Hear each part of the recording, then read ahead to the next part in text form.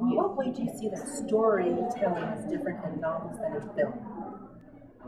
Well, there's certainly some obvious ways.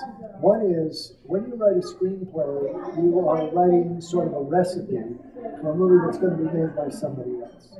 So even though you're writing dialogue, which they probably will change, you're basically contributing the story with the structure and the characters and the broad strokes of each to the story.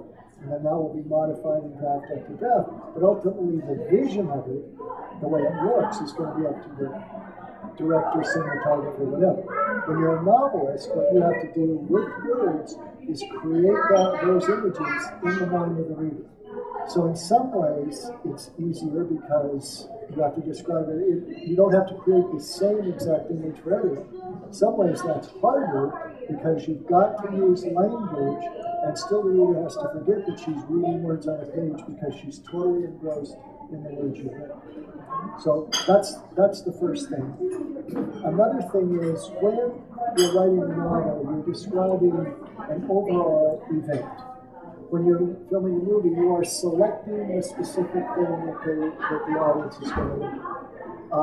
And then other details. For instance, a novel can be any length.